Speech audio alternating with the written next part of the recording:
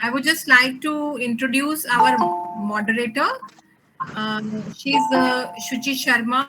She's a senior clinical dietitian.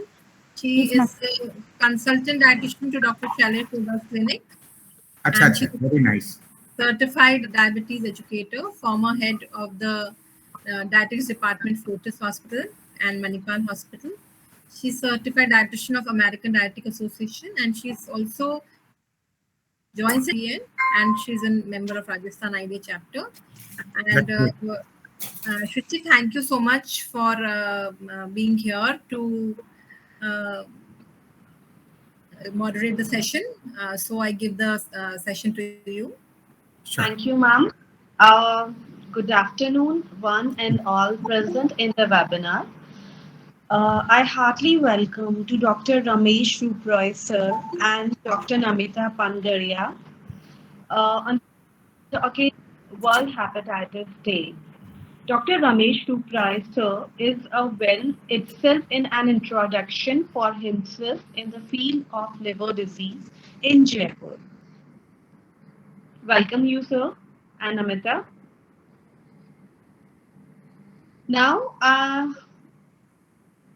now I switch over on the behalf of the all audience. Dr. Nimali Singh does not require any formal introduction, as you all must have heard that her deeds, endeavors, and endless contribution towards the IDA Rajasthan chapter. On the on the behalf of one and all present here, let me please extend a welcome to you, ma'am. Thank you, Shuchi. I would like to formally welcome the chair, Dr. Ramesh Praiser, and our second speaker, Dr. on the occasion of World Hepatitis Day. Since we all know that hepatitis has become very common, although it has been there, but now we have more tools to detect the disease at early stages, and we have so many types of hepatitis that now we are able to know which, and we can also know the risk of hepatitis. Liver diseases are also on the increase, and not only alcoholic liver damages are seen in the liver, now non-alcoholic is also there. So it is very, very relevant that we should discuss these issues, and we should also make people aware of all the liver diseases that are there, and that is why this webinar has been organized. So I welcome you, sir, again formally. I welcome Namita. She's our alumni. I'm very proud of Namita. And I also welcome our past president, Dr. Kanika Verma, and all the executive members of IDA and all the dietitians. I welcome you all for this learning session. And nobody can be more, nobody can be a better teacher than Dr. Ramesh Ruparai, sir. And Chuchi, now I would like you to please introduce sir. I am just presenting his slide. Just a second, just give me 1 second.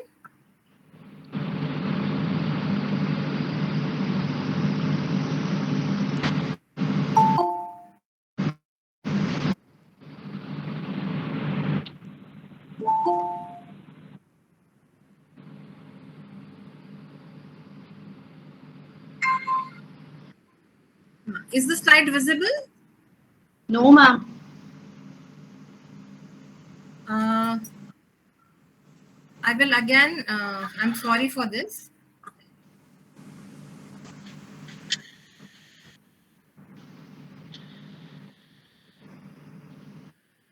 I will.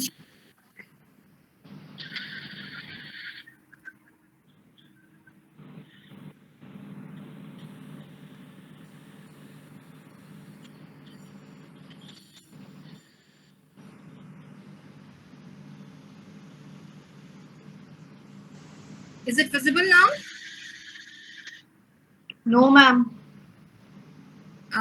Nobody can see this slide.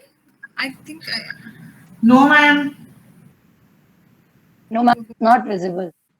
you can pin me maybe. If you can pin me, I think you'll be able to see.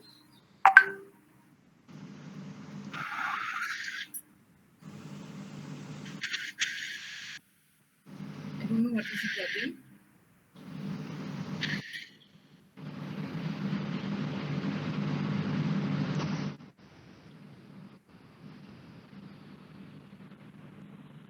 Namita, can you share?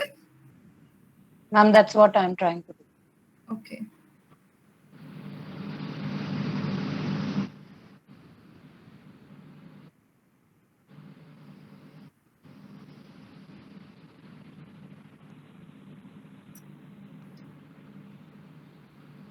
Is it visible now? Yes, ma'am. Okay. Okay. You can read now?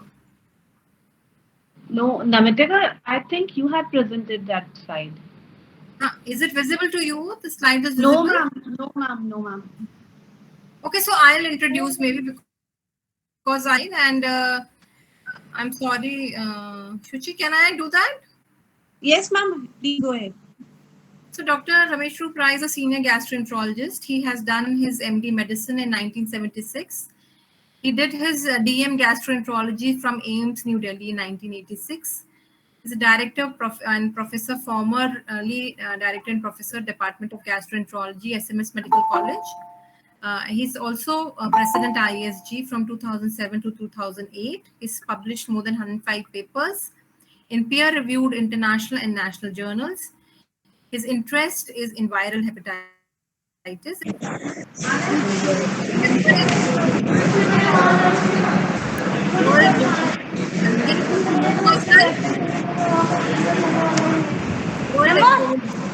Hello, please mute yourself.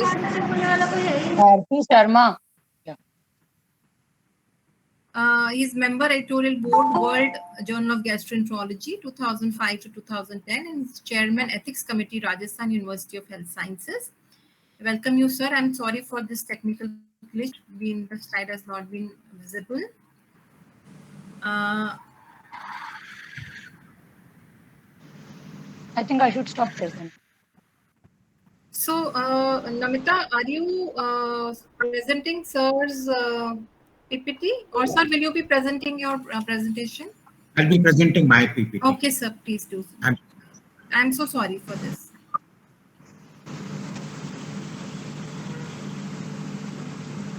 Can you mute yourself, please?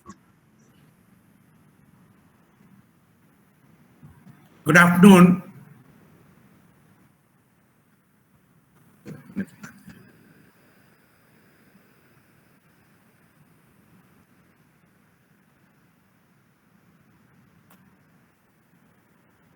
Good afternoon, Chairman, Madam, the Indian Dietetic Association Rajasthan Chapter, Shuchi, for very kind invitation as well as the action for me, and all the honorable members of the Indian Dietetic Association, Dietitian Association of Rajasthan.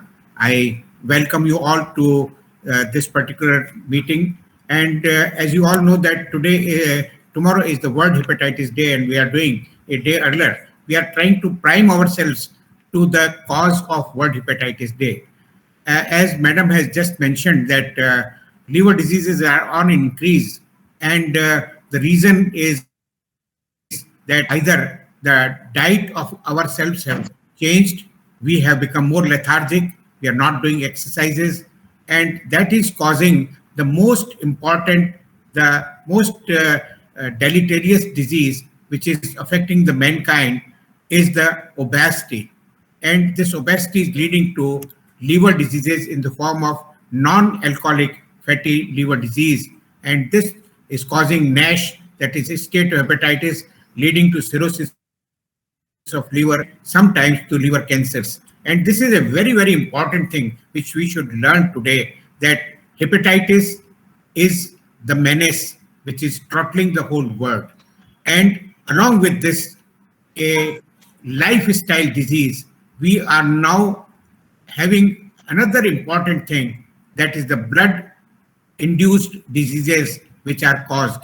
So today I'll be focusing my more of the attention on hepatitis, the viral hepatitis, and not more on the diseases due to diet changes and obesity. So I just want to bring to your kind notice that there is a danger of a drop of blood. And what is this danger? This danger is that even a infected drop of blood can cause three major diseases. That is hepatitis B virus infection, hepatitis C virus infection, and HIV infection. And we all are at a risk of developing these particular infections unless we are very, very vigilant and we take care of all our patients.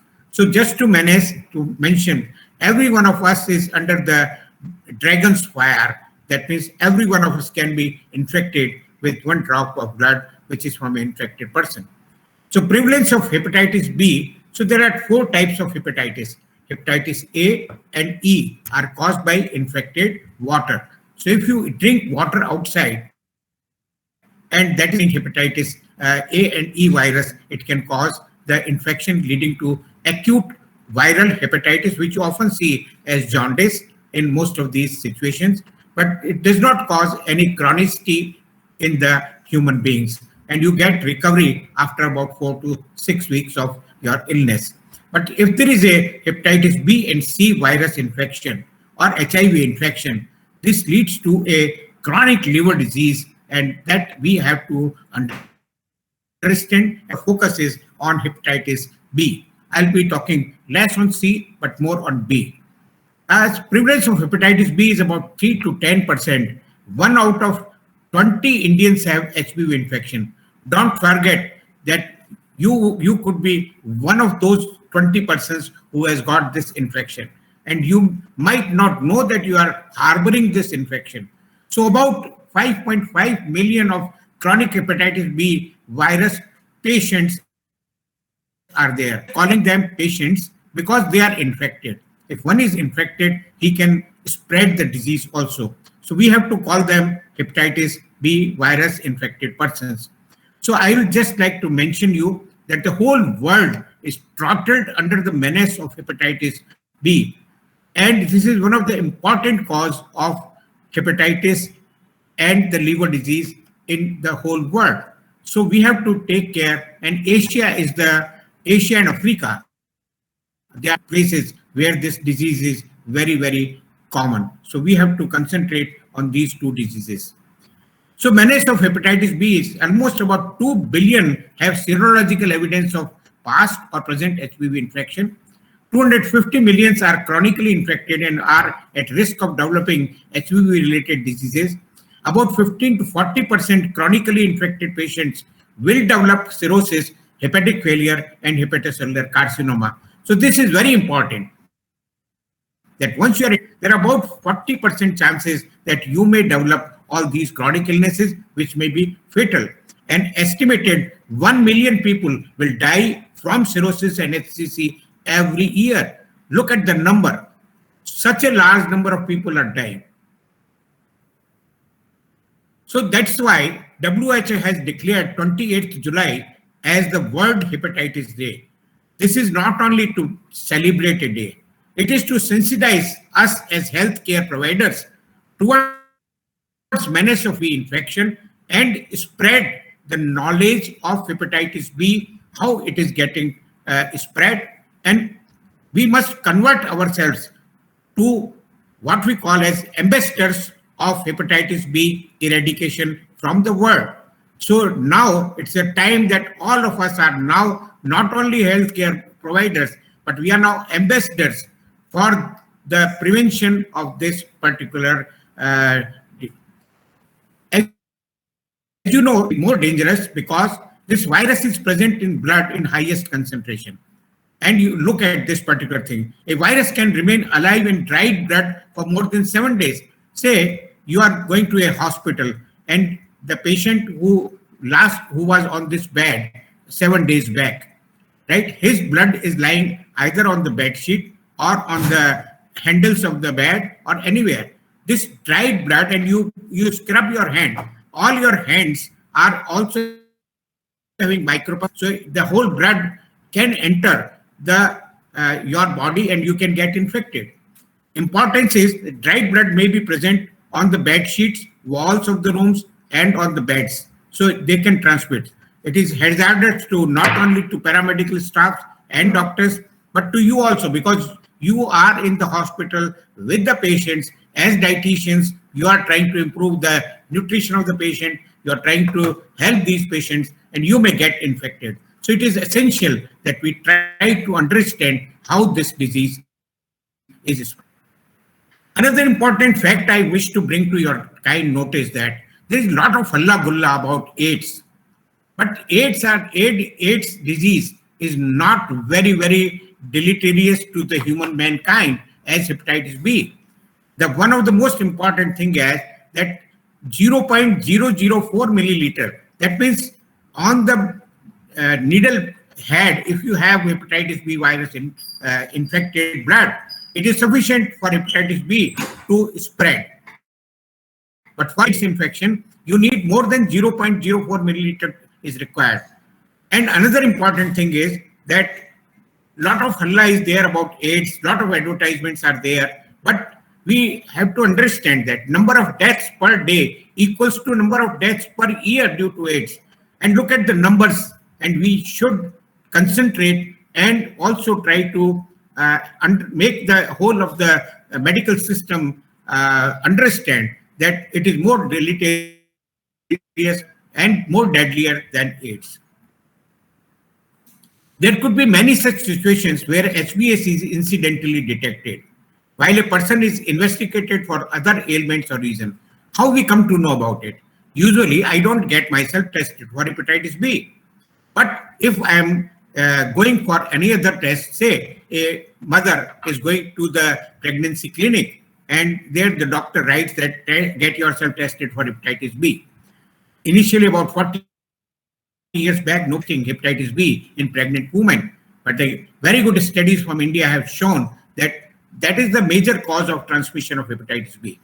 Executive health checker screening, then suddenly you find that HBS is positive.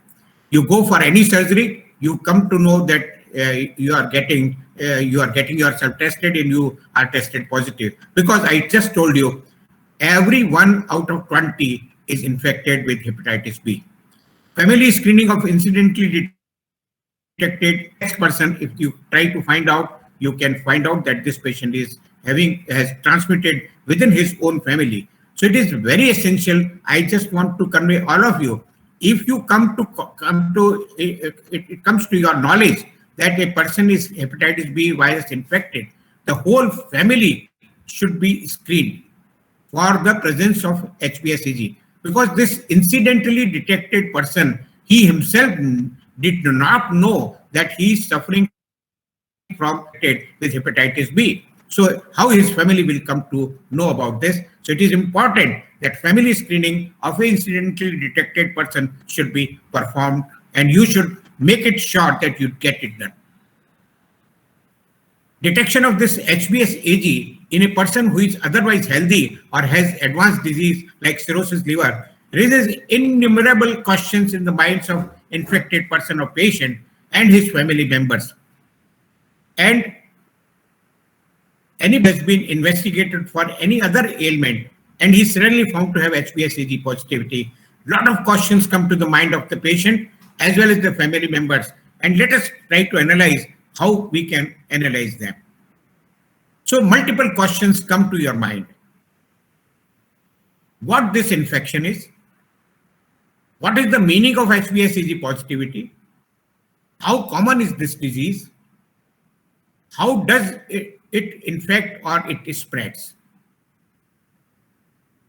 Another comes to mind, what is the natural history of HIV? Say if I am infected today, what is my fate? How this infection is going to affect my whole life? So natural history has to be known to a person. How to investigate HBsAg positive individuals? Progression of disease spectrum, how much is the spectrum of the disease? And how to prevent this infection? This is last question is very, very important.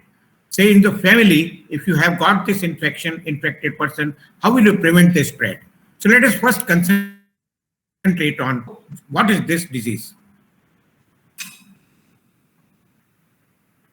This infection is meaning that if a person is HBsAg positive, this is one of the markers of hepatitis B virus infection. Hepatitis B virus is a DNA virus which is transmitted when blood of an infected person comes in contact with blood of a non-infected person. HBV is a blood-borne infection. So it does not come when you are just touching a person. When his infected blood comes in contact with you, then only it is getting transmitted. So let us try to analyze what happening. Another important thing which I want to put forward before you, that a lot of markers are there.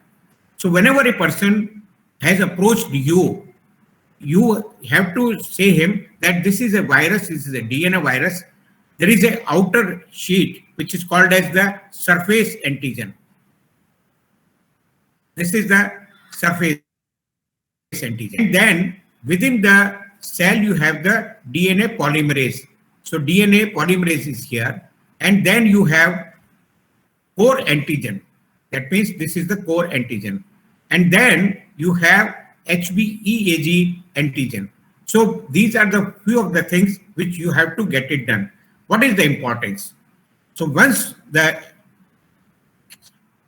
hepatitis B virus particle enters the liver cell surface, it becomes uncoating is done there, then cccDNA is repaired, and this gets multiplied in the nucleus, and there it gets incorporated into the genome of the virus. So here, where the cccDNA is there, it gets incorporated, or it gets genomically integrated in the genes of that hepatitis cell. Importance of this is, the importance is, once patient is HBsAg positive, he remains positive lifelong. It's very important. When this question will be asked to you many times, if I'm positive, am I going to remain positive for lifelong? Because there is a genomic integration of HBV virus occurs. It is only less than 1% infected person clears HBsAg per year. So you can think how many years it will take. So once a patient comes to you, he is positive for lifelong.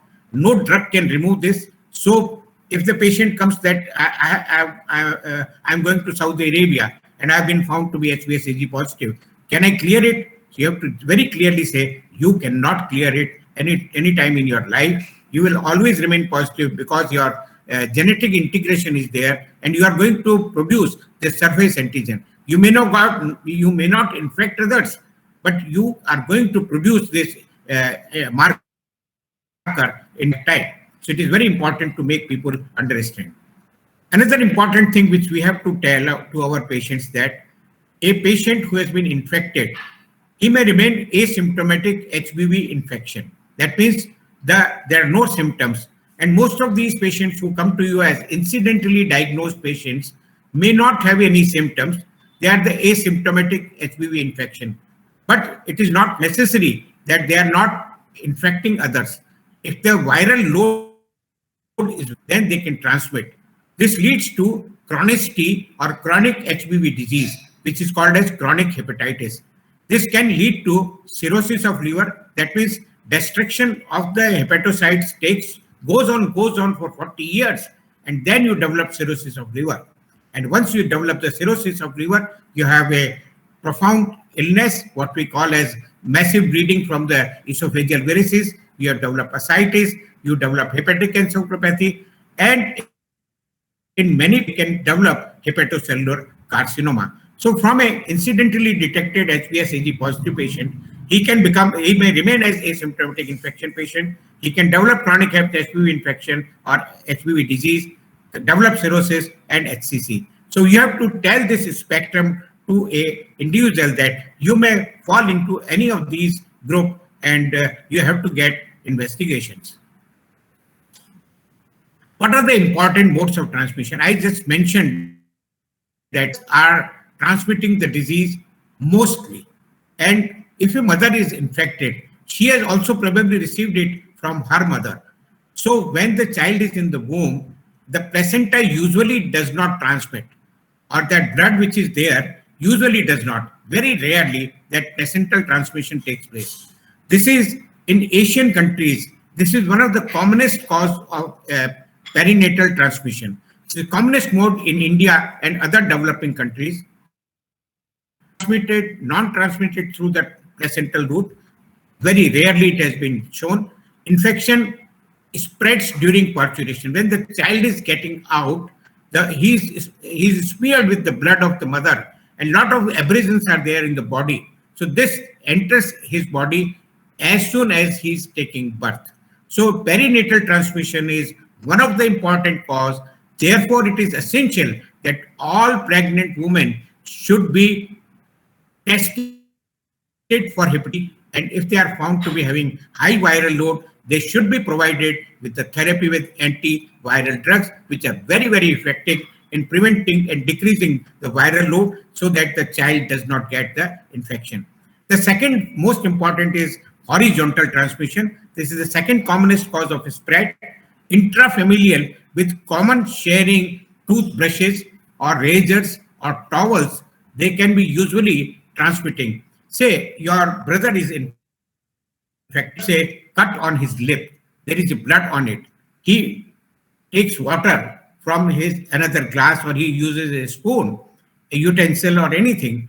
His blood is on that. This dried blood, if it is not washed very well, and you also have some abrasions in your mouth or on the lips, this gets transmitted.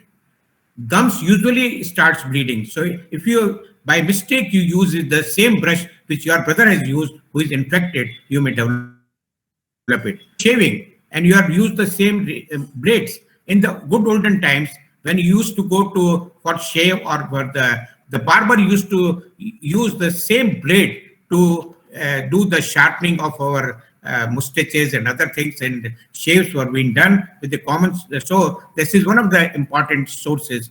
And the towel which you use, and if there is some blood on your mouth or any body part of the infected person, if it remains there and your brother uses that, he can get infected. So the first cause of spread is called as horizontal spread.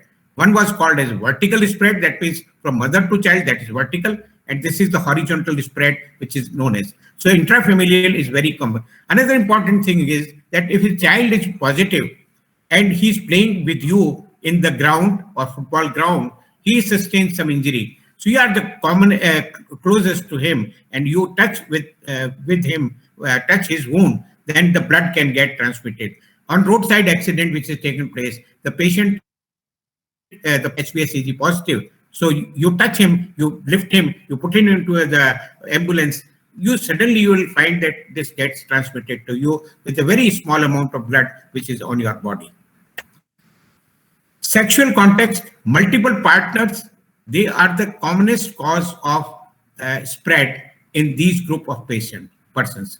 Infected needles and syringes, they are more common in Western world due to an increased incidence of IV drug abuse and acute needles and tattooing instruments which are being used there. In our northeastern region, where the tattooing is very common and the IV drug abuse is very common, you will find that the incidence of hepatitis B is very high in that area. Infected blood and blood products. There were times when a person used to go to hospital, get the blood from the blood bank, where the blood has been donated by a professional person who we did not know that he was HPSAG positive or HCV positive, and we used his blood to get yourself healthier, and you develop this infection. So infected blood and blood products by IV transfusions can lead to this thing.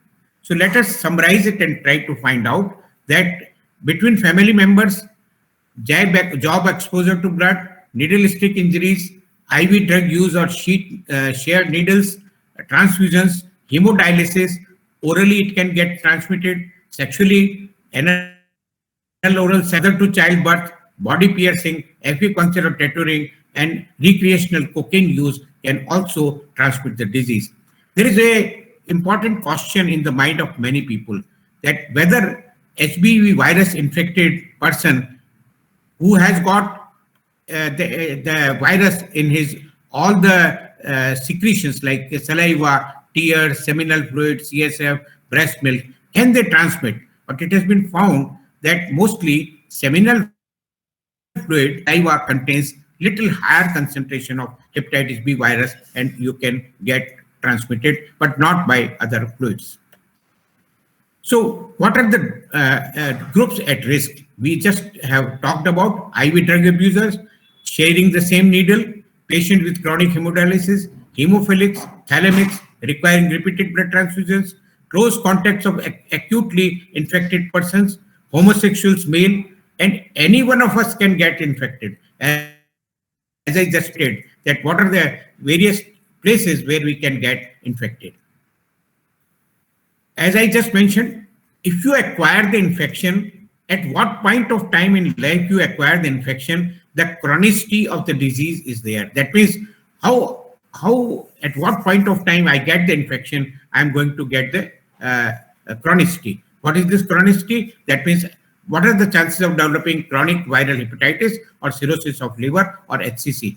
If you get a vertical transmission from mother at birth, there is a chance that it will be 90% chronicity and it will be resolving only in 10%. It is because your innate immunity for fighting this infection or virus is very low when you are taking birth. As you grow older, you become, this is also a vertical transmission, but from mother to the child, but at that time it is only 70%. But when you get the infection in adulthood, you find that your immune system is good, so you clear almost 95% of the virus, only 5% chances of getting the infection. So just to summarize, transmission of HBV, perinatal transmission from mother to infect, 90% infected patient infect will become chronically infected. If you are a host and you get in the adulthood, only 5% persons are going to get the chronicity of the disease.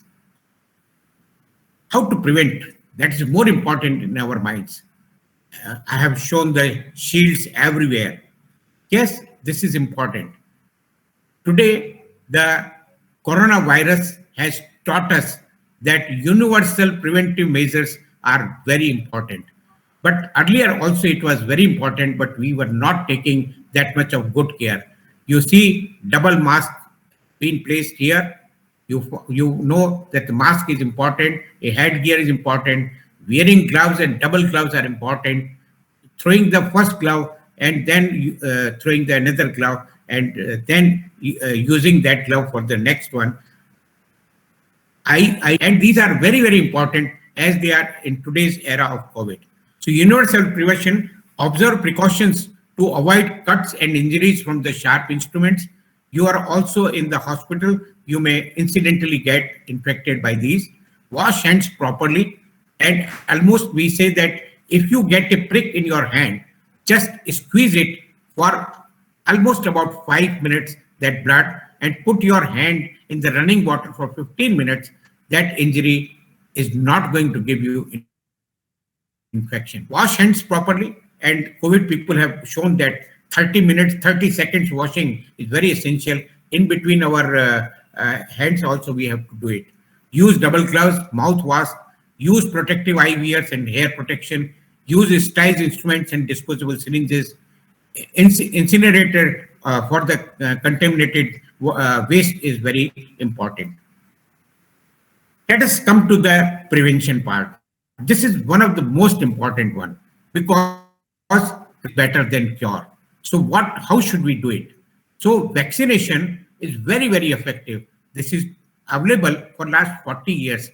Despite this 40 years availability of the vaccine, if you even ask ourselves, we will find that almost 50% of doctors and paramedicals and the, I would say, dietitians also have not been properly vaccinated.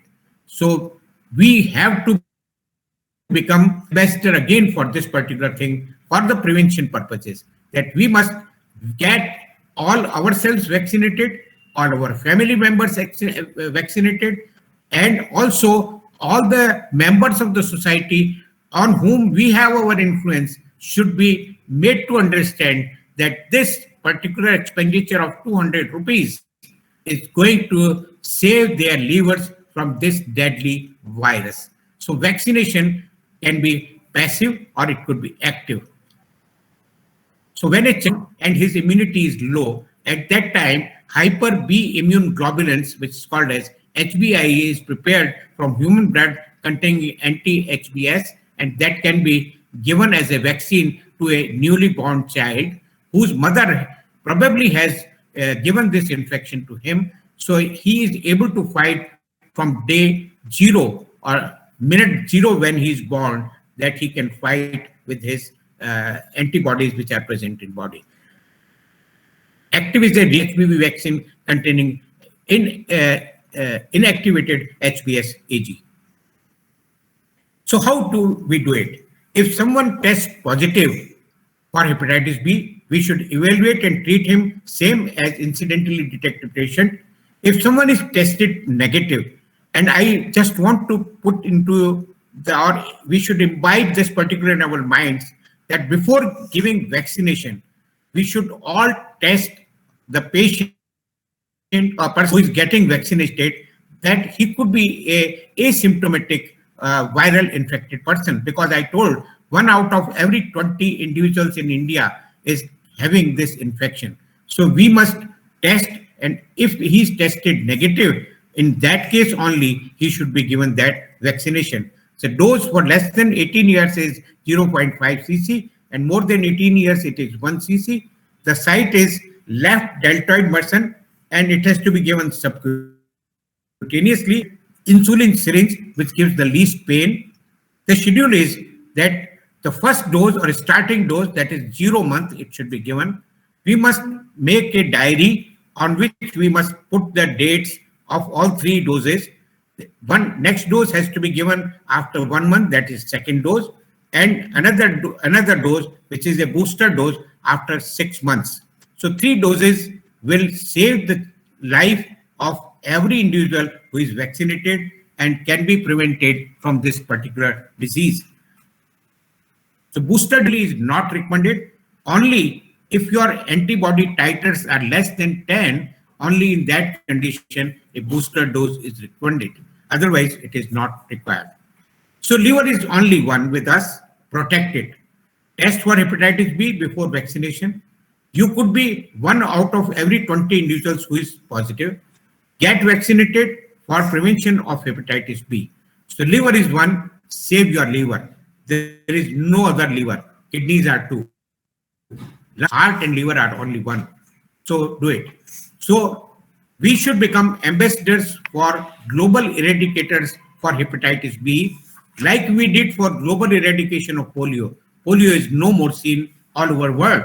So now, if each one of us become a global eradicator ambassador and spread this message that vaccination is essential and we should get everybody vaccinated, we are going to eradicate hepatitis B from the globe.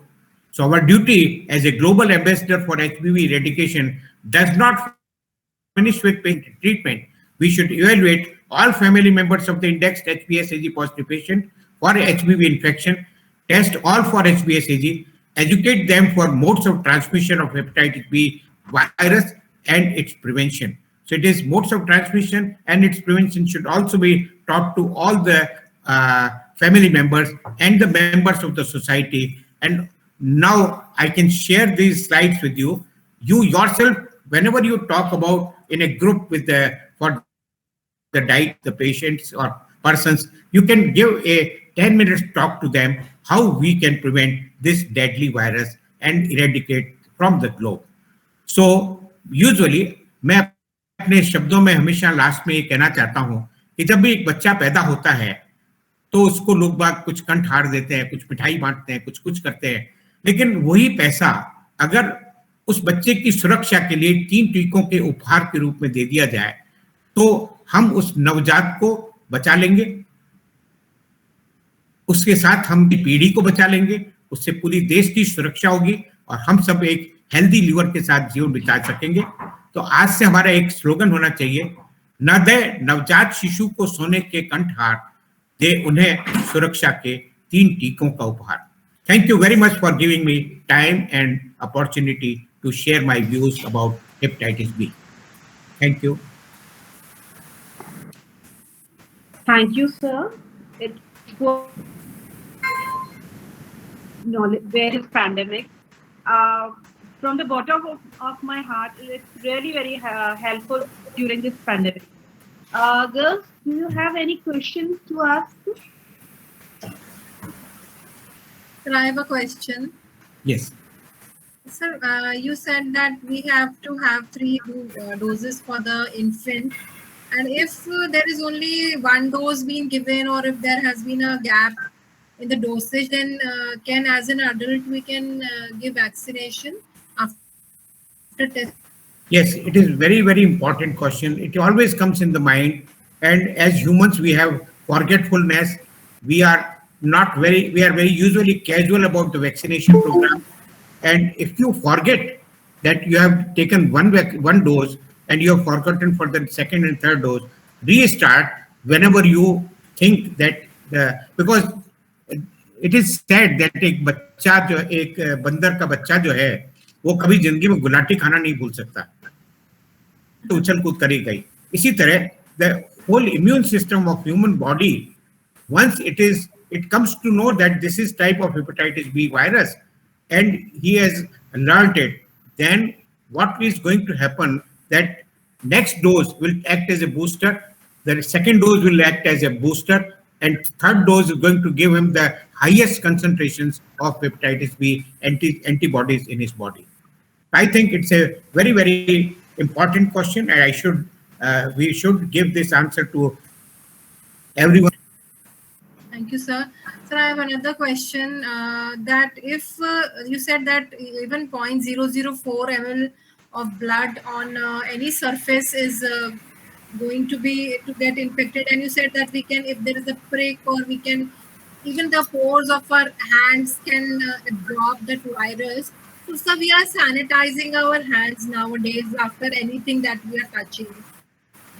So will it be able to prevent that kind of? Usually not. The reason is that this virus enters the body so quickly, and with such a small amount that unless you clean it has gone inside. Unless you squeeze the whole needle, whole finger or whole of hand, and you try to squeeze and wash your hand under water, then only you are probably going to prevent it. Okay. Otherwise, the sanitizer are not very, very useful. So that means that whoever is handling the patient with hepatitis B should always be wearing gloves. And then only that person can be, or he should be properly vaccinated. Then only the prevention can be. Definitely, you are very, very important. Thank you so much, sir. Any other? Sir, I also. Yeah. नमस्ते sir, it was a मतलब थोड़ा नमस्कार, थोड़ा बहुत जो मैं आपको सुन पाई because I was, but yes, I listened to you and I really loved the last advice that you gave. बड़ा है कि ये वैक्सीनेशन उपहार से कहीं ज्यादा अच्छा है जो आपने कहा, तो इसको क्या हम यूनिवर्सल इम्यूनाइजेशन स्कीम में क्यों नहीं इंक्लूड कर सकते? It has already we fought for 15 years with the Rajasthan government, and after 15 years of great fight means we tried to make them understand. Now it is in the universal immunization program that as soon as a child takes birth in any of the government or a private hospital, he gets a free vaccination TB, and now it has been incorporated in that system that now the 3 doses for a child, we are not giving the dose at 6 months. We are giving that dose 1, 2, and 3, which is the usual schedule program, so that the child does not mix the 6-month dose. That is also providing very good effective immunization, and that's a very useful. You have rightly pointed out, we have been really fighting it for last 15 years, and only last 5 years that we have. Because it's an expensive dose. It's an expensive vaccination. Charge. It's not a very expensive vaccination. Let me tell you. Expensive in the sense कि Yes, मुश्किल होता आम है। आदमी के लिए थोड़ा मुश्किल है, बिल्कुल सही कह रहे हैं। Sir, one more question. Yes, sir. Myself, Dr. Vinita Bansal. Sir, I want to ask that we have vaccinated for 3 doses of hepatitis B. Yes. So, should we have it again after 5 years or 10 years? I just mentioned that unless you get it at that time also, you test your blood for presence of anti-HBs, that means the antibodies. If that level is less than 10, then you get a booster dose. Otherwise, you are sufficiently vaccinated and prevent having a protection about it. Thank you, sir. Sir, I have a question not related to hepatitis, but I just want to know if you can throw some light on impact of COVID on, if you can. It's a very, very important question, which is harboring in the mind of all the clinicians and all those who are providers or healthcare providers. Yes, it has been shown very clearly that, like any other virus, it's also a hepatotropic virus. And this hepatotropic virus, when it enters the body, it reaches to the liver also. And there is a incidental rise of SGOT and SGPT, the liver enzymes go up. The jaundice probably is usually not there, but you can get up to the level of 500 rise in SGOT and SGPT. So, and when you recover, this liver has not recovered fully, and you still have some of the harboring injury into the liver, and it takes about 4 to 8 weeks to clear this virus from the liver. And once it is cleared, then you get it again and your OTPT comes back to normal. Otherwise, this is a very important infection like any other viral infection. So, sir, if the person is vaccinated completely against hepatitis, so will he have the infection or the impact on liver will be milder as compared to non-immunized people? No, usually, if you are immunized, you are not going to get the infection because you'll be at this entry point itself. No, no, sir, in COVID, I am asking a COVID impact on liver. That hepatitis B, that vaccination which you are, I'm not very much aware about this particular thing that, but probably it is said that COVID protection which has been given by vaccination, if later on one develops the infection, will he be able to prevent his liver injury? Yeah. Not very well studied as yet. It will be milder, as the disease is going to be milder in that. So one more question, sir. So many questions we have in our mind. So it is said that I was involved in a study at Fortis Hospital, and I also got myself for non-alcoholic fatty liver disease scanned for non-alcoholic. I was part of that study. It was. So I had non-alcoholic fatty liver disease. He said that क्या है तो बहुत common है Indians के अंदर non-alcoholic fatty liver disease बहुत common है. So what is the reason that we have? Is it that we what I told him, the student that was doing this DM, and I said ki you must also find out whether he was looking at the dietary impact non-alcoholic. So I said ki you must find out whether it is due to the reuse of oil the oil that we do in our commonly in our kitchen.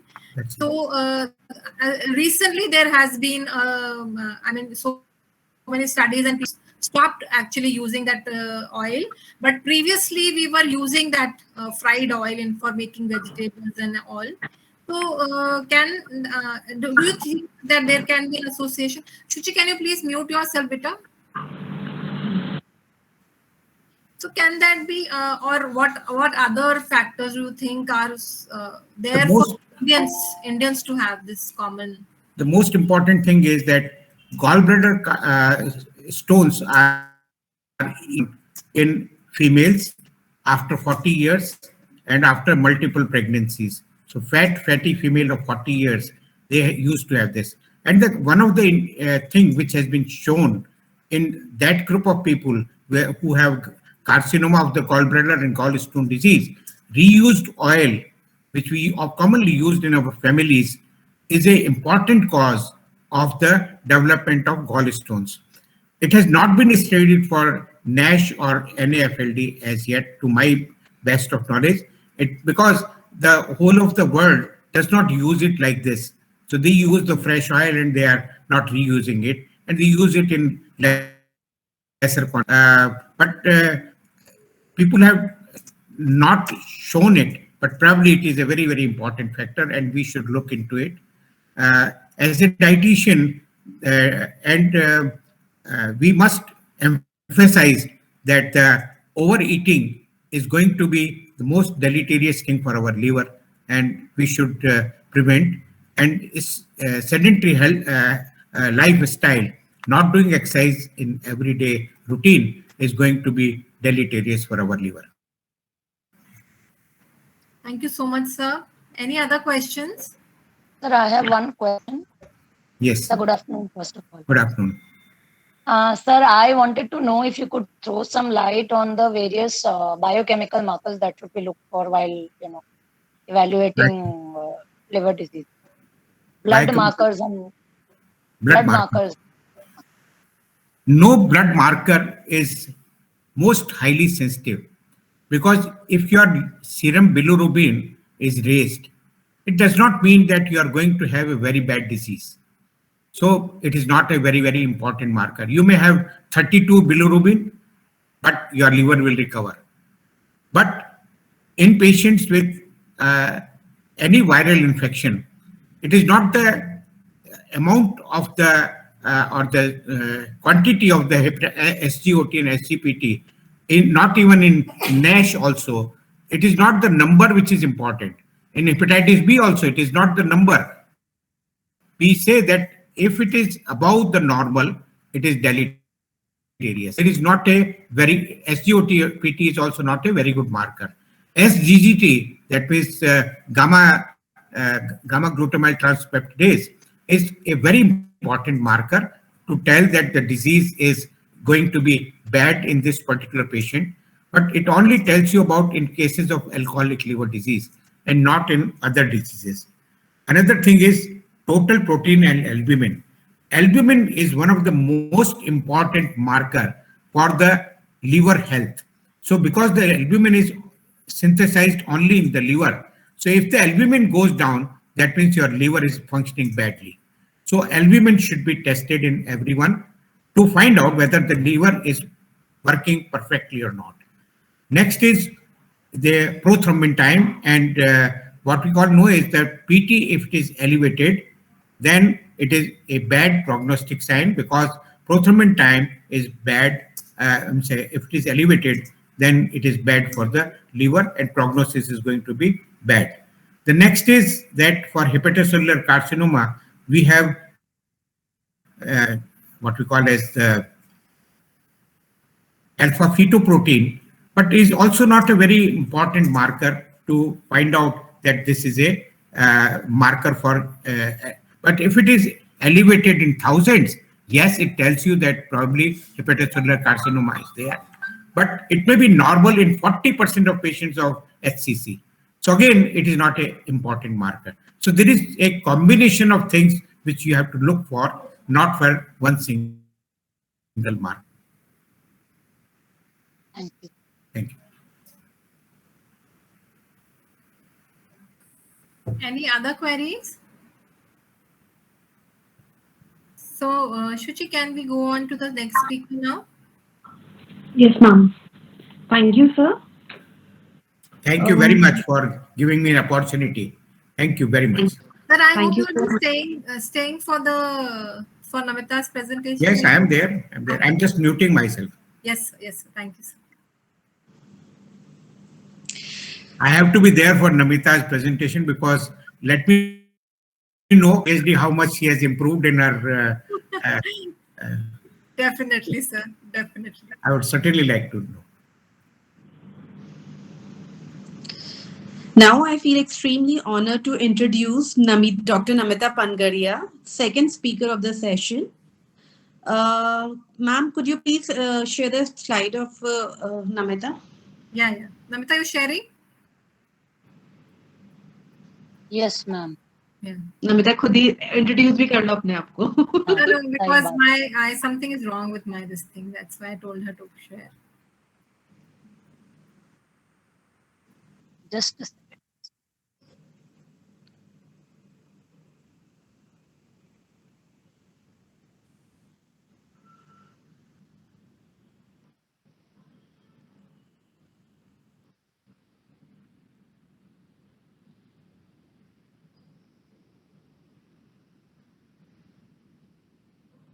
Or ma'am, you Yes, can go ahead, Suchi.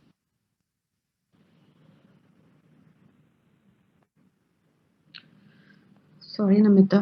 Ma'am, you have to do it. Okay, I'll introduce. I have her slide also. So Namita, keep presenting. I will open my slide and just talk about you. So Okay. very proud actually of Namita, and she's our alumni. She's one of our brightest student. She's now Dr. Namita Bhandari Pangaria. She is consultant dietitian with over 15 years of experience, gold medalist during graduation and post-graduation from Department of Home Science, University of Rajasthan. She's completed her postdoctoral fellowship in 2019. She is guest faculty at the Department of Home Science, Jain Narayan University. She has worked as nutritional counselor at Regional Center of Excellence, Jodhpur, supported by UNICEF for faculty in critical care. She has also been member of content development and board of faculty for continuing education program in critical care nutrition by Panacea Health Education. She is presently working as consultant nutritionist at Neo Kids Pediatric Hospital. She's running her own clinic also, and she's also manufacturer. She's an entrepreneur. She's manufacturing her gluten free, very, very good. I have tried myself, and she's attended various conferences and have several publications of both international and national journals. I welcome you, Namita, for this presentation. I'm very, very proud to introduce you, and I hope you do us all proud in the future also. Over to you now. Thank you so much, ma'am, for this kind introduction. And I think it's an honor to be presenting in front of you all, but I think it's the greatest honor in front of your mentors. And being Kanika ma'am and sir being present in the meeting gives me it's giving me goosebumps actually. I've never felt so nervous presenting in front of sir, but it's been a very, very long time that I've been presenting in front of him now. So sir has given us a very good overview. I'll just present.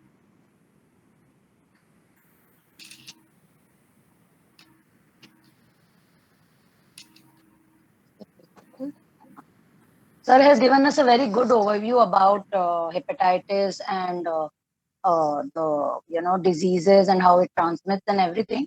But what is important for us as dietitians is to understand the nutrition which is involved in liver diseases. So I'm just not covering hepatitis. I would be giving a brief about cirrhosis as well as encephalopathy.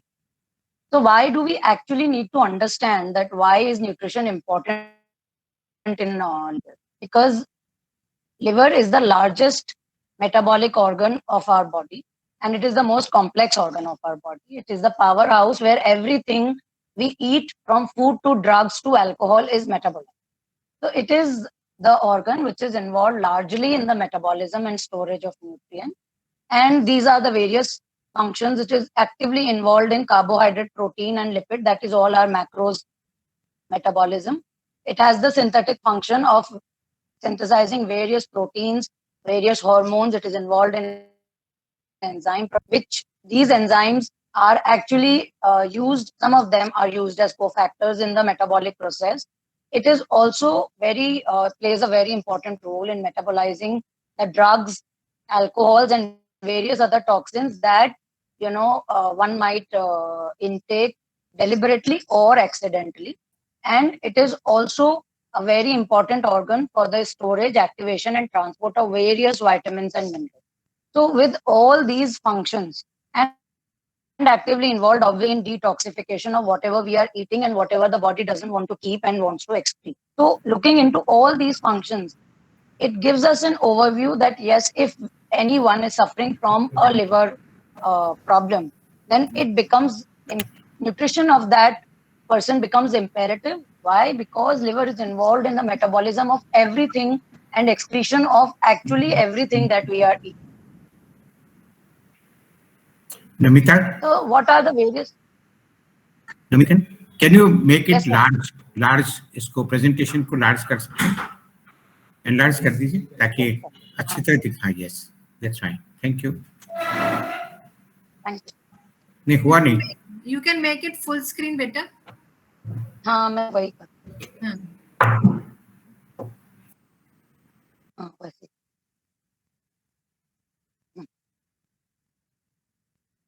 So various metabolic disorders that might happen in chronic liver disease. Just a second. Lata Mishra, please stop presenting. Who's Lata Mishra? Yeah. Namita, you'll have to present again. Your presentation is not visible. I'll do it. And you have to make full screen. It's not. Yeah.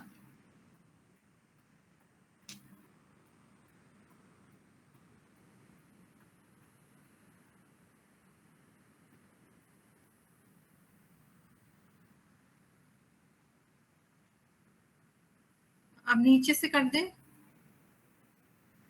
एक icon बना हुआ है यहाँ पे towards your right. Yeah.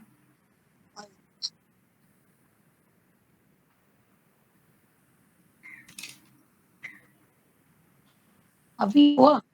नहीं हुआ. I don't know. ये वापस. अच्छा चल. You can just go on then, or maybe let me try. Can I try once? नहीं. I'll do it. I'll do it now. Okay. You have to share your data if you.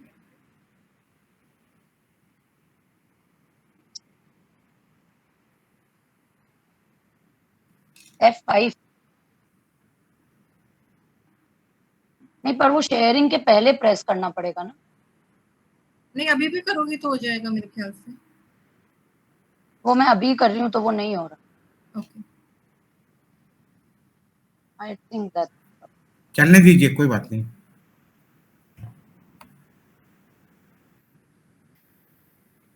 But then is it visible? I mean, it is readable. It's not readable, but we can hear you. ना तुम बोलो. I'll try and present. You go on. You can go on. I'll try and present if my screen is.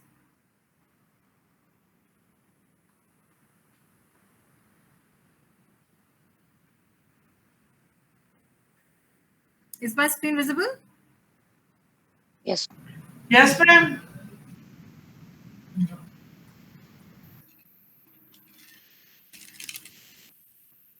So the various metabolic disorders that, ma'am, I'm on slide number 3. I'm going on that. The various metabolic disorders that happen in chronic liver disease, we'll take up one by one. Carbohydrate metabolism. There's decreased glycogenolysis, the depletion of hepatic glycogen stores because the liver cells undergo fibrosis and they are damaged early, so the glycogen reserve goes down. There is decrease in peripheral glucose utilization and there is increased insulin resistance. As for fat metabolism, there is increased lipolysis, increased ketogenesis, fatty infiltration of the liver, which is the starting point for cirrhosis, decreased polyunsaturated fatty acid concentration, increased saturated fatty acid concentration, and hypocholesterolemia. Now, the most important part that happens is with regards to protein metabolism. So there is increased protein breakdown because since the glycogen stores are depleted, amino acids are being used for energy production by the process of gluconeogenesis. There are high glucagon levels, which result in increased protein breakdown. Since insulin levels are also high, but because of insulin resistance, the insulin is not used. and the glucagon levels are used, and there is increased protein breakdown, and there is decreased synthesis of albumin from the affected liver, which ultimately results in hypoalbumin anemia. So disordered protein metabolism then finally results in plasma-free amino acids imbalance. There is hypoproteinemia or hypoalbuminemia. There is hyperammonemia, because since proteins are being used for energy production, higher amount of ammonia is being produced. This results in negative nitrogen balance, decreased skeletal muscle mass, and due to inactivity, due to muscle atrophy, it reduces the muscle mass also to dispose ammonia. So the protein is not being utilized for muscle development. Since it is being utilized for energy production, more ammonia, and therefore the whole atmosphere in the blood and the liver becomes more acidic, since there is a lot of ammonia. Coming particularly to amino acid imbalances, why? Because this you will realize when you will nutritional part, because there are two types of amino acids: branch chain amino acids and aromatic amino acids. So branch chain amino acids are basically the leucine, isoleucine, and valine, which are also essential amino acids. And aromatic amino acids are phenylalanine, tryptophan, and tyrosine. So when we are generally looking into an advanced stage of liver disease, there is a marker which is known as the Fisher's ratio. Fisher's ratio is the ratio of aromatic amino acids to branch chain amino acids. Usually in normal people is 1:1. But in patients who are suffering from liver disease and who are in advanced stages of liver disease, this ratio changes from 1:1 to 3:1. So there is a higher amount of aromatic amino acids present in the blood, which may ultimately precipitate the patient to encephalopathy. And the amount of branch chain amino acids also lower down in the blood.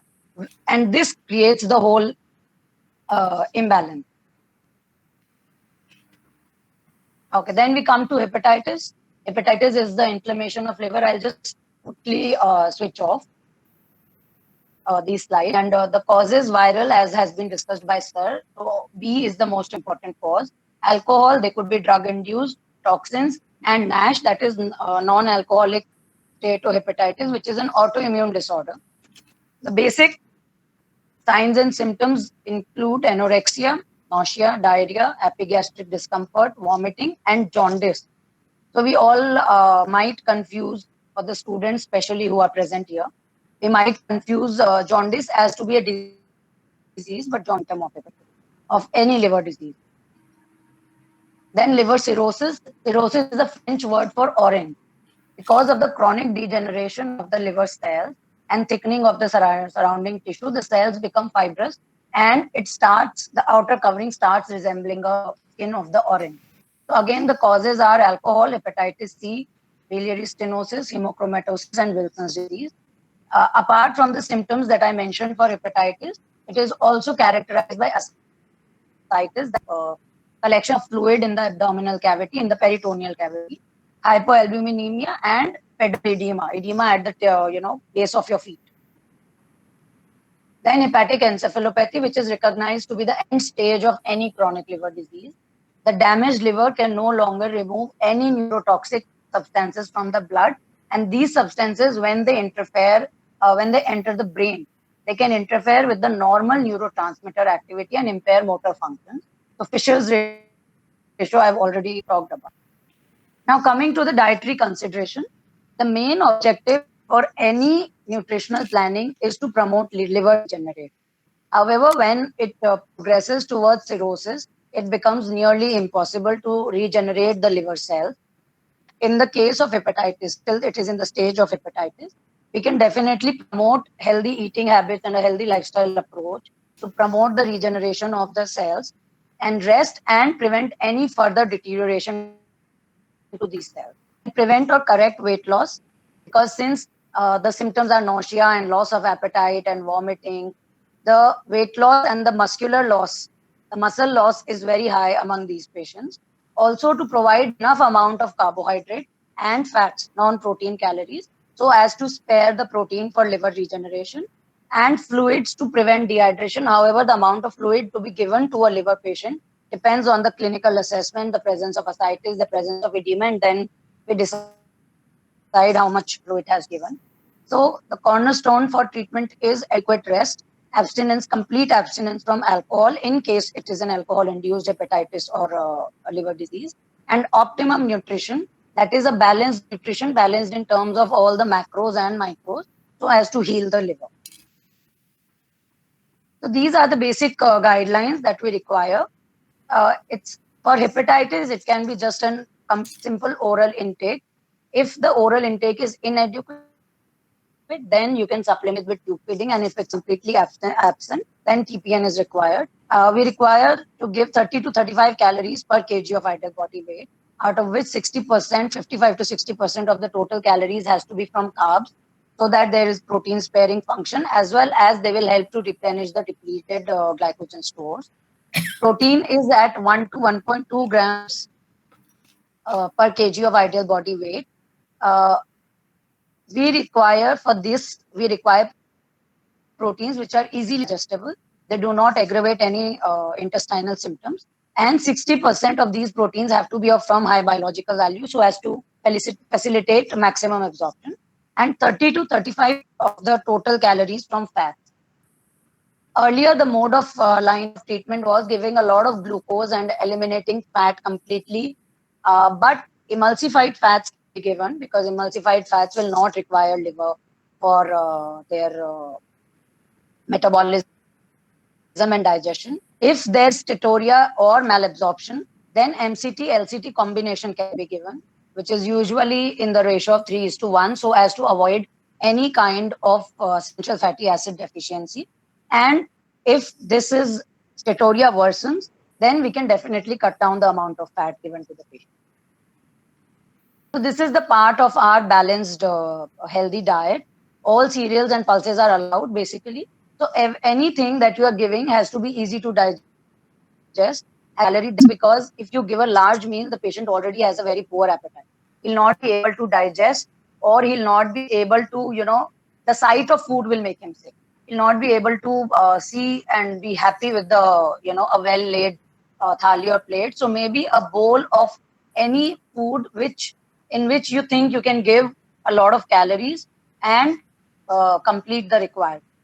Plant proteins obviously are more beneficial for these because the aromatic amino acid content is higher as compared to plant proteins.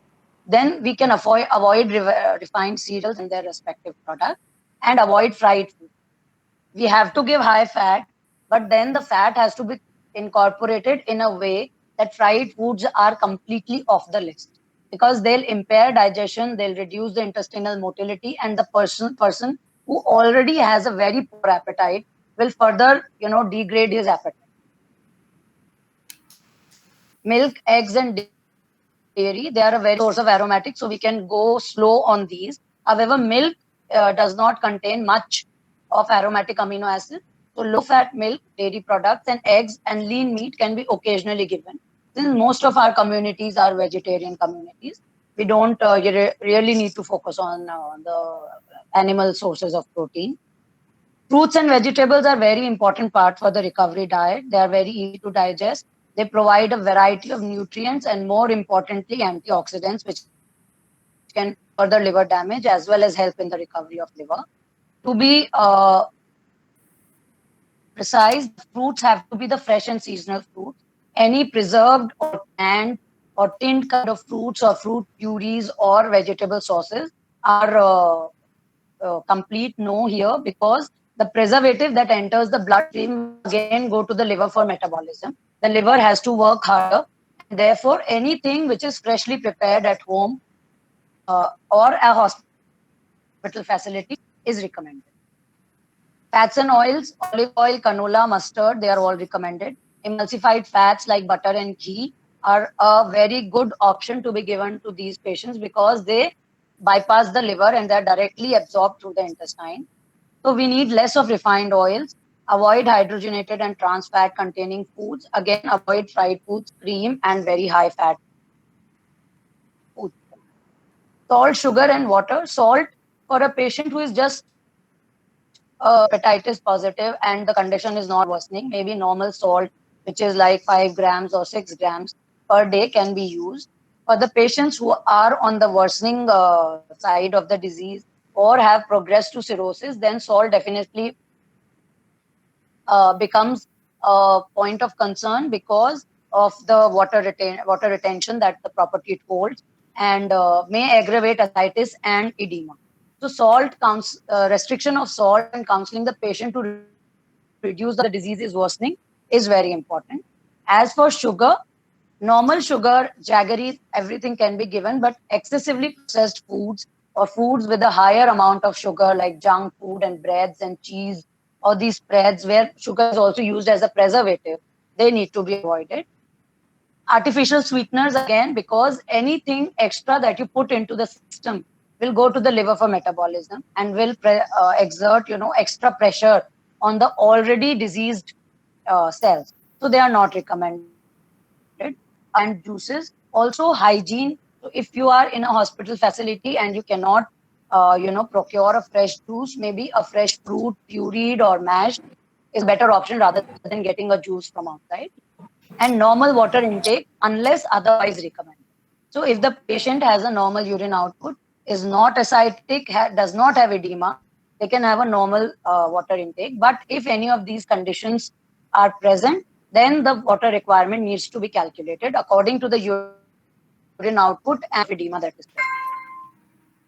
Then we come to the most important part of the diet, that is the whey protein.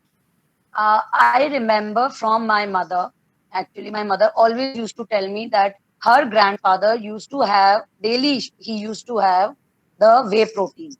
And that whey protein was a very simple form that we got after curdling of milk. तो जो हम दूध को फाड़कर पनीर बना देते हैं, उस पनीर के बाद दूध कर्डल होने के बाद पनीर बनने के water that we get, water that is left is actually the magic potion. It is whey protein. It is very high in proteins which are easily digestible. The whey proteins, that is lactalbumin and lactglobulin, they are much easy to digest and absorb as compared to casein. That is the main protein of the milk. Also, this whey protein is rich in branch chain amino acids, which are also essential amino acids.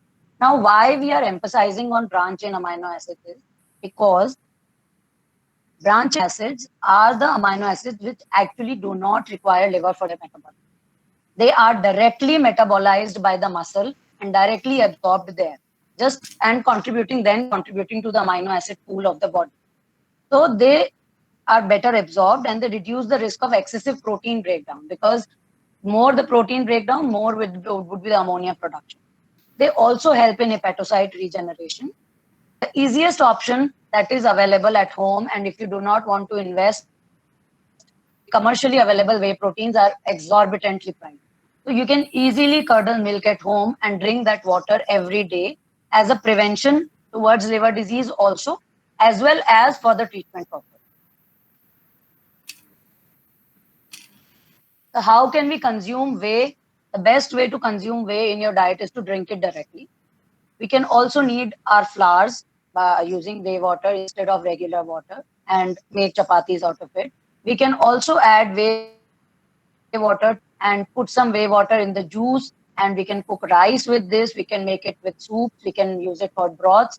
We can boil our vegetables and rice for this. And whey water can also be used for overnight soaking of legumes and dry fruit.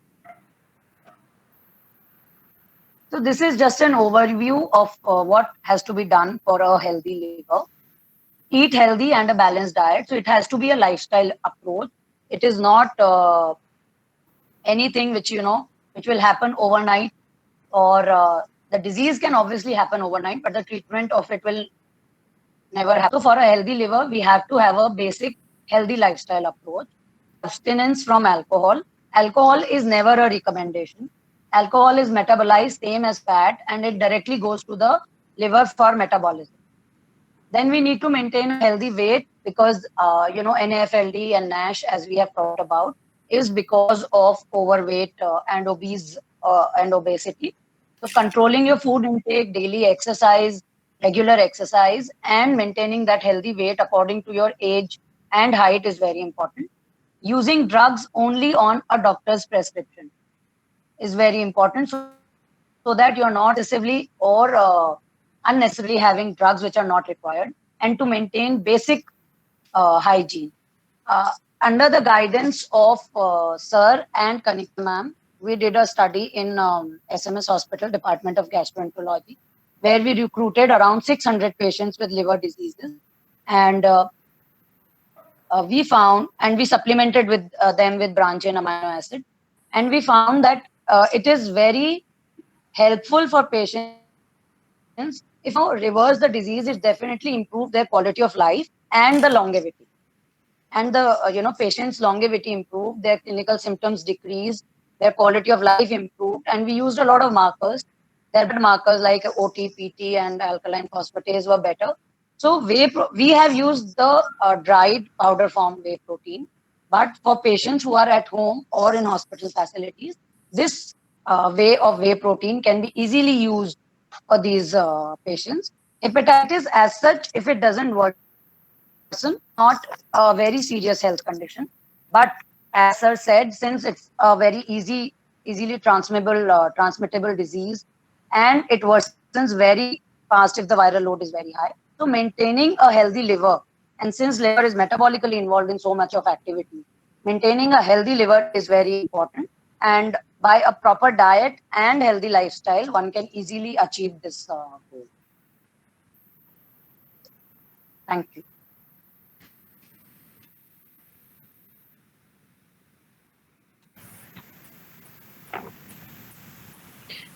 Thank you, Namita.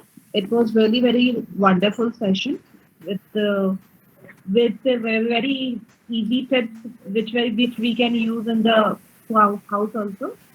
Thanks a lot. Any questions? Yes, I have a question. Namita di. Actually, you told us that whey protein is a very good source of protein for liver patients and easily digestible form of protein also. But time our liver gastro surgeon team asked us to give at least 2,500 calories or 80 gram protein. And what I know that whey protein contains 100 ml of whey water contains 24 calories and 0.8 gram of protein. So it becomes very difficult for us to meet that 80 gram of protein using this, or even otherwise hepatitis. Vinita, the problem with all problem with hepatitis patients are that they are anorexic. They are very anorexic, very poor appetite. So anyways, reaching the goal of 2,500 calories and 80 grams of protein, you really need to feed the patient, which is next to impossible. So in the acute stages, you can easily start with a moderate calorie diet, balanced calorie diet, and the amount of protein that you can actually practically give to the patient. क्योंकि 80 gram protein खिलाना किसी भी anorectic patient को is practically impossible, आप नहीं खिला सकते. The advantage with whey protein, you will be able to actually give a more better absorbable protein, and a protein which actually helps you to regenerate the liver. Maybe the protein content is not very high, but the protein that you give, अगर उसका 80% भी वो utilise कर रहा है, अगर 1 ग्राम का 80% भी वो यूटिलाइज कर रहा है, then it's good enough. And it's not necessary that you give only 100 ml for drinking. You can use it in all other preparations, that you provide to the patient. To give even 5 grams and the patient is able to retain 4 grams from that, then I think it's a very good, level that you can make up, because the patient would be retaining 80% of that. So, and then you need to obviously start with a lower quantity and a lower calorie and protein intake, so that the patient can sustain. Then gradually, when the condition improves, you can obviously gradually increase it, and you want to give any kind of protein, you are welcome to give any kind of protein. Thank you. Namita, I have also got a question. I think value addition can do wonders if you are using, nowadays we're using almonds and walnuts and seeds powder, and we can incorporate in our recipes, our soups and all, and shakes and smoothies. I think with the fruit, if we make a smoothie of these nuts and seeds, yes, we will be able to also increase. We will be able to increase the omega-3 fatty acid content, which will. We can always fortify. Yes, we can always fortify. Yes, we can always fortify. So I think Vinita, you can do some value addition on the recipes and then maybe Yes, try. ma'am. Holes, yeah. As she was saying that we can knead the flour in way, and we can have the soup and gravies and dal, everything cooked in way, then it will definitely add up to the, instead of water, we just use whey. That will definitely add up to the, because I think casein is much less digestible than whey, and whey will be a better option to. So Namita, I have another question. I was extending Vinita's question only. So I have another question. So one of my gastroenterologists, आप ये NFLD की जो study में बता रही थी, तो he said, madam आप तो कार्बोहाइड्रेट बंद कर दीजिए और आप तो प्रोटीन और फैट पे रखिए उसको. मैंने कहा I do not see any reason why carbohydrate should be totally excluded from the diet. मैं कहा simple sugars I understand, but I think fruits and vegetables should be a very big part of the diet of NAFLD. Ma'am, anyways, if we go back to our basic physiology of food, we all know that protein muscle development and carbohydrates have to be used for energy production. Yes. So if we are not giving enough carbohydrate, the protein will be used for energy production, which we obviously don't want. So going on a diet which is very low in carbohydrate, which is until and unless, it's medically so imperative that we need to give a low carbohydrate diet. But then also we are aiming at least 30 to 40%. So, अगर आप अच्छा carbohydrate दे रहे हो, you are actually replenishing the carbohydrate. You are creating a protein sparing effect where protein is used only for regeneration and muscle development. Yes. And you can always substitute if. Yes, sir. Nani, just to, in the same collaboration, I just wanted to put in forward a very good study done in NEJM and a recent study which has been done on the diet and NASH. They have clearly shown that 30% reduction of all the components, that means protein, carbohydrate, or fat, that is going to be more helpful because that continues to make the palatable diet. If you just take out the sugars, the palatability goes down. And another important thing is that, as Namita just mentioned, protein will be utilized more for the energy production, and the carbohydrates are not there to supplement. I think the 30% reduction, that is much easier than anything else. आप 5 चपाती खाते थे, आप 4 खाइए, फिर 3 खाइए. So you mean that the total reduction in calories is more effective rather than reducing any one nutrient at one time? That's right. Yes, sir. Thank you so much. Another important thing is that, as she mentioned, that good olden times we used to say no fat about the acute viral hepatitis, and also for the chronic liver disease like this, because you want to give high calorie diet, and if you cannot give the same amount in the carbohydrate and proteins, which is very difficult, they give only 4 calories, 1 gram.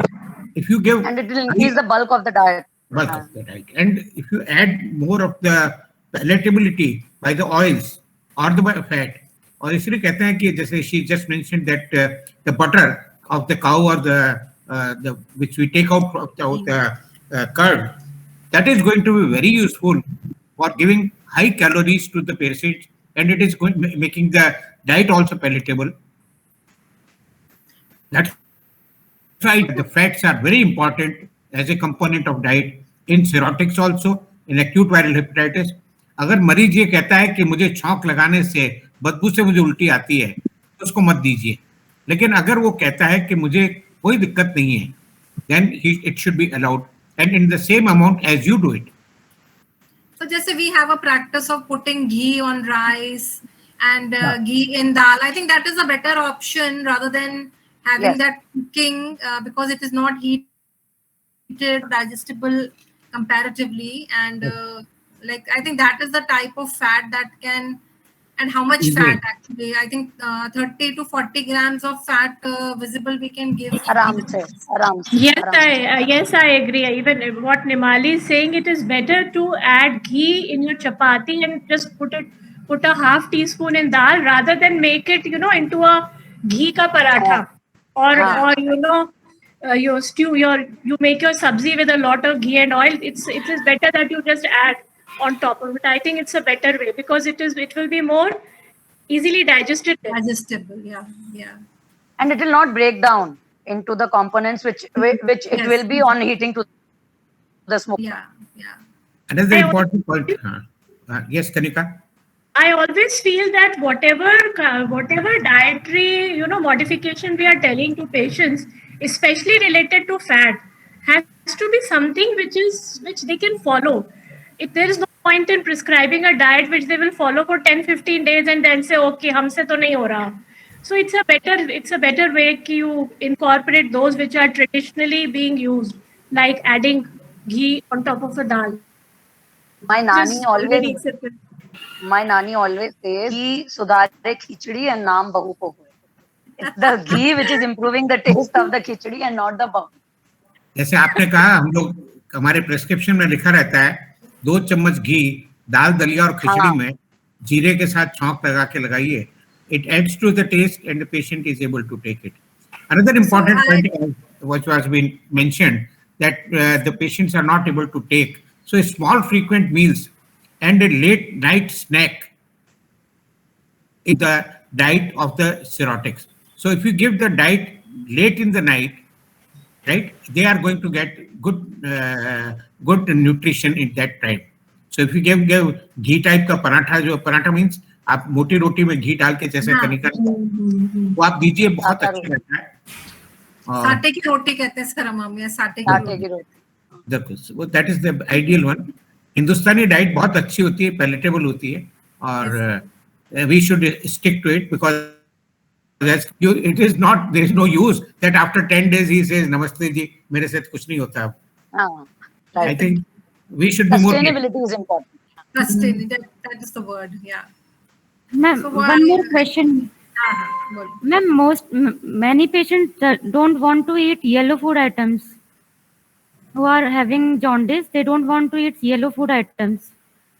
Try and clear their misconception. जिस तरह लोग झाड़ा फूक करवा के आते हैं ना हेपेटाइटिस में. मैम मूली के पत्तों का रस, पान के पत्तों का रस and what not they will give, but they'll not give food to the patient.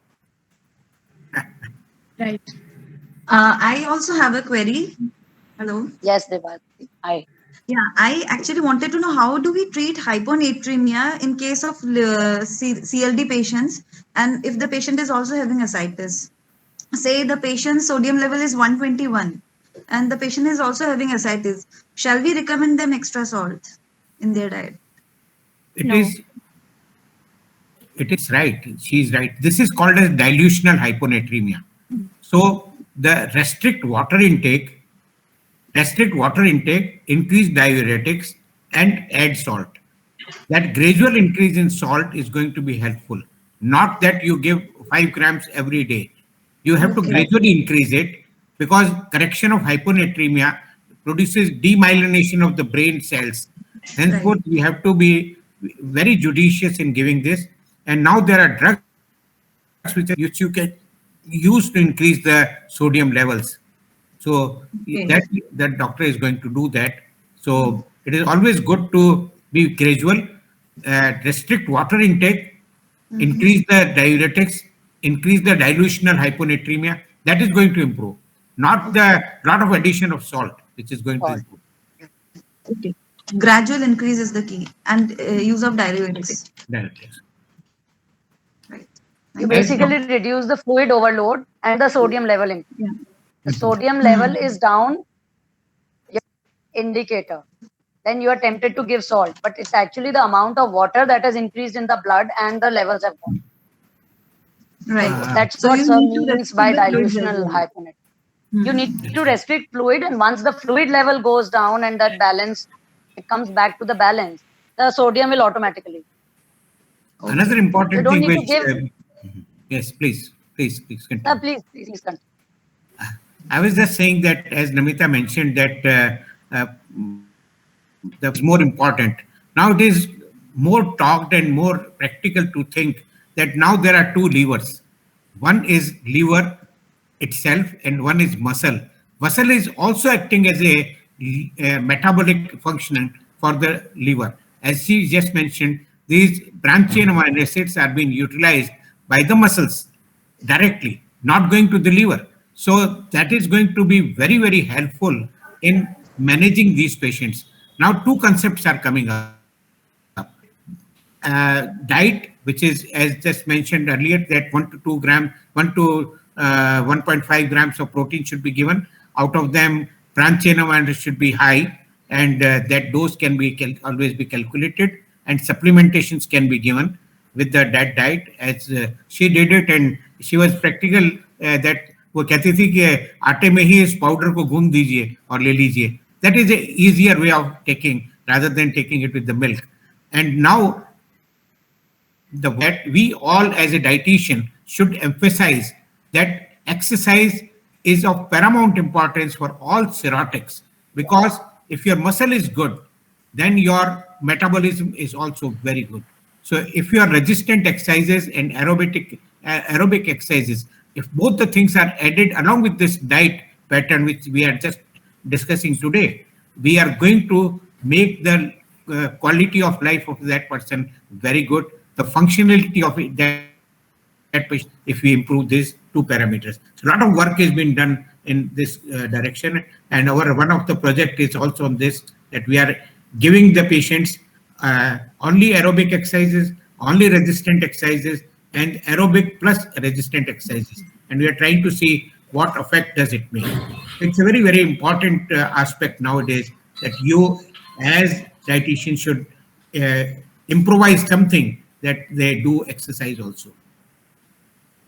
There is one question which is mentioned here. Keto diet is recommended for liver disease. Some physical advice for liver cirrhosis patients. Is it right or no? I feel like we should not even answer this question. I'm sorry, First Lata of all, you Mishra. should not be taking instructions from a physical trainer. I mean, as a dietitian, as a nutritionist, you should always be telling the instructor that no, Yes. I will tell the diet. And secondly, keto diet is only for very few conditions which Yes. are like epilepsy and all, and it Autism is not and- suitable. It is not suitable. And for weight loss also, I would not recommend keto diet. But if anybody begs to differ, please, you can throw some light. I don't think here anybody is going to beg to differ on this. Because this has been asked by Lata Mishra. See, Lata, keto is not a very sustainable form of diet for anyone. In epilepsy or autism, where we are using it, these are medical conditions which require. For few of our clients, we have seen that who have followed keto for a very long time have developed fatty liver also, because you have completely foregone carb and you are just surviving on a very high fat, which is like 80-90 grams of fat per day, and 40-50 grams of protein. It is not practically possible, and it can obviously, progress you towards any other disease condition like hypercholesterolemia or fatty liver, something like this. क्योंकि physique का जो trainer होता है ना, उसका एक ही motive होता है आपका वजन कम. He has to show you on scale that in 1 month you have reduced 10 kilos. That's the only motive that they have. So please, if you are a dietitian and if you know someone who has taken something like this, then please guide them. So I have one thing to say about keto diet. So we say that ketone bodies are a byproduct of our fat beta oxidation, right? And we say that in diabetes, body formation is very harmful for the body, and they are toxic to the body. And we say ketosis is toxicity. So you see, you have to see that why are we putting ourselves into a toxic state, and therefore we need to understand that if we have some special diets, they are for special patients only, and they cannot be generalized. And liver disease is definitely not the kind of disease where we can give a very high. We are wanting a fat to be which is very, very easily digestible and which do not add to the load on the liver as such. So keto is absolutely out. I mean, this is my take. I just want to add one thing, that all dietitians now should become good chef also. Yes. Because if you prescribe a diet which is unpalatable, it is going to be bad. Yesterday, there was a very important meeting which took place, a webinar.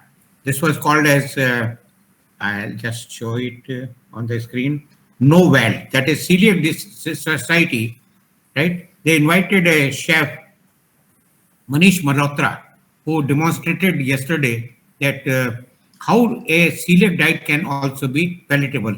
Namita, for you also, you are trying to make things good, but you should become a better chef and introduce recipes which could be very useful for the celiac patients, because they are finding it very difficult. So myself and Shanika, they are totally into this in clinical Product nutrition development. articles. We tell the girls to come up with recipes which are newer, which are having more color, which has more flavors, and which are palatable. Because we say that in non-communicable disease, which are going to stay for the lifetime, eat khichdi and lauki ki sabji and moong ki dal. We have to come up with salads and soups and all the type of spreads, all the international cuisines also, which can be made with healthy options. And why not? I mean, Namita is making such good breads and everything. Totally. We need Totally agree, because I firmly believe that nutritious food doesn't have to be bad tasting, Boring. Yes. and all good tasting food so we have to, I think nutritionists, you are absolutely right. We don't really need to become chefs, but we need to teach how to modify our traditional cooking practices, which Himali is right, we both are doing, how to convert it into healthier, how to make a healthier, white sauce vegetables, or maybe the the chana masala that we make. I think that is the biggest challenge in today's times. No, Because I started making ragi waffles, and we all relish them very nicely in our breakfast, and we have completely forgone with the maida pancakes and maida waffles and everything. Bilkul. So we are just Maida is adding, totally out. I'm not even adding sugar. I'm not even adding sugar to this. This is milk, banana, chia seeds, and ragi. That's also, everyone has gone gluten free in my family now. Most of the time we're eating gluten free. So, sir, we have a lot of excellent chefs in our group. I think why don't you make a ebook now? You are also intelligent people in the more computer savvy. There are a lot of methods by which you can create this ebook. Each one of you go on adding every day. Definitely, sir, it's a very good idea. Thank you, and we can definitely come out with something like that. And ebook बना दीजिए कि कैसे बढ़िया तो चीला कैसे बनेगा, कैसे उसको अच्छा खा सकते हैं, कैसे चने की रोटी खा के मजे कर सकते हैं, या ये चना कौन सा चना जोर गरम वापस खा सकते हैं. सब खा सकते हैं. There is nothing that we don't eat.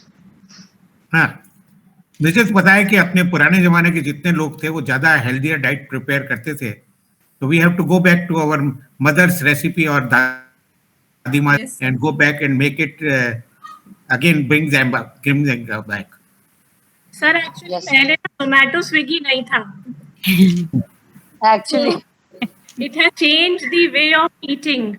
These online deliveries have absolutely changed the way we are eating and the way we are looking at food. because any kind of food is accessible any time of the day, anywhere. That has become a big problem now. नहीं, कोई बात नहीं, आप लोग आके अच्छा देंगे तो सब लोग खाएंगे, घर में खाएंगे. Definitely. So I think any it's other more of a question? discipline oriented approach कि बच्चे कितना जोमेटो स्विगी कर सकते. तो मैम मेरे को एक चीज पूछनी थी sir, when we are giving a NASH diet and NFLD, we have seen a big role of caffeine in it.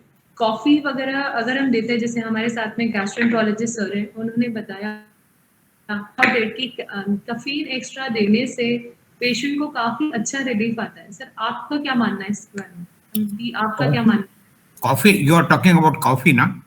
Yes, coffee, this Nescafe is not going to do anything.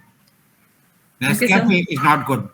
If you take out the beans and prepare them and then mix it and make it, the old timer जो एक अपना इतना बड़ा container आता था coffee बनाने का, उसमें अगर आप कॉफी बीन्स के साथ बनाते हैं and you then take about 3 cups, that means this big size of a cup to drink, then only you are going to get good healthy liver. Yes, it has been shown very clearly. Coffee prevents development of hepatocellular carcinoma. It prevents cirrhosis development. It helps in NASH and in all the diseases of the liver. Coffee is very good, but not Nescafe and not sugar-added coffees, which are very pleasant. You need to give only black coffees. And that's very unpalatable in India. We are not brought up. Yes, sir. Thank you, sir. Thank you. So we come to the end. Any other questions or queries? Okay, so we come to the end of the session, and I would like to invite our treasurer, Dr. Vinita Bansal. She is the head of Mahatma Gandhi Institute of Medical Sciences, and she's one of our first RDs from Rajasthan chapter, and she's one of us brightest, getting 50 out of 15 biochemistry. I can never forget. And it's we are so blessed to have all the students that are doing very, very well. So I invite Vinita for vote of thanks. Thank you so much, ma'am, for such a kind introduction. Thank you. Thanks is a very little small word after such an comprehensive and overwhelming session by the legendaries in liver disorders. So I would like to convey my day's honorable speaker, Dr. Ramesh Ruprai. Sir, your talk was really very informative and we are truly enlightened with your wise words. Thanks to my very own, most adorable and inspiring senior, Dr. Namita Pangadia, who is always there to share her experience inputs to enhance our knowledge and skills. Thanks to our convener and very beloved mentor, convener of IDA Rajasthan chapter, Dr. Nimali Singh. Ma'am, your vision and support has led IDA Rajasthan chapter to the next level.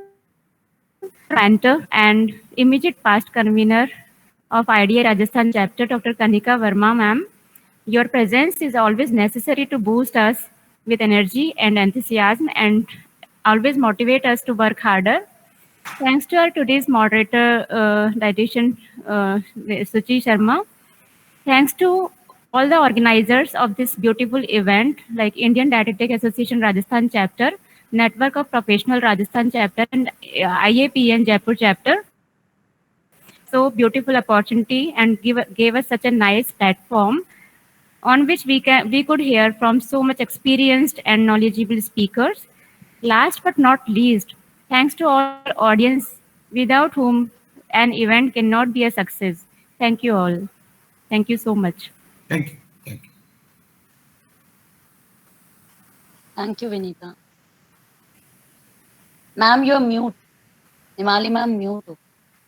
Okay, in the end, thank you, Vinita, and thank you, Shuchi, for moderating session. I have just posted the link for Google form for your inputs and to get your certificate. Kindly fill the form. You can copy the link and fill it later, maybe.